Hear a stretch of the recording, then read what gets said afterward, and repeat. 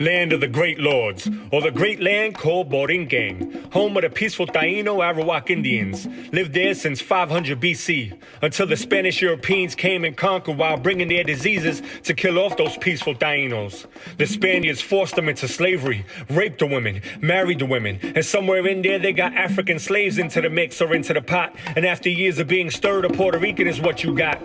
They try to kill off our culture, and their diseases played the role as vultures. But in the 1800s, we took the role as soldiers and started uprisings and started bum-rushing those Spaniards like bulldozers. Then came the Americans acting like they felt we were worth more than spit. But in reality, to them, we were just some dirty spicks who were perfect for the role of hard laborers. And they knew we weren't troublemakers, so they thought they could abuse our abilities while they earned all the paper. They put us into poverty while they used us to boost their economy, then forced us to commit cultural blasphemy. So we started contemplating on measures that were going to have to be taken drastically. They was mistaking our kindness for weakness until we decided to do something about the mistreatment they try to keep as a secret. Pa'lante siempre pa'lante was in the hearts of the young lords in the late 60s as they revolted and moved swiftly. Much work was needed, cause change never comes quickly. From Chicago to the South Bronx, these young rebels fought against many devils, raising the standards to a new level in the ghettos where we settled.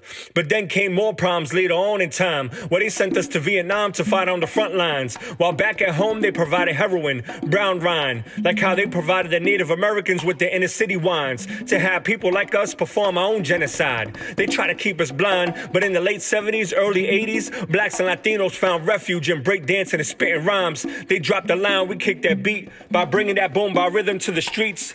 But then America introduced us to crack as they kept their persistence to keep us off our feet. After getting rid of the young lords, they perceived us as ruthless and reckless. While America had their military in our land having bomb tests and vieques, they claimed that right. And when it comes to war, Puerto Rico can fight. But when it comes to the presidential election, Puerto Rico can't participate. Yet America still strives to make our land the 51st state. But when our communities are in their worst state, they don't even regard us in their political debates. We have what we have now because we took into our own hands our own fate.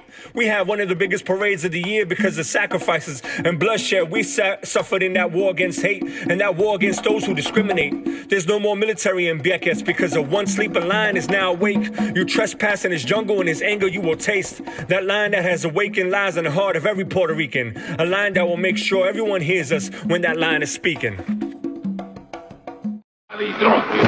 Y todas las bombas que el hombre pueda fabricar no tienen la potencia que tiene en el campo físico mismo la voluntad de un corazón heroico.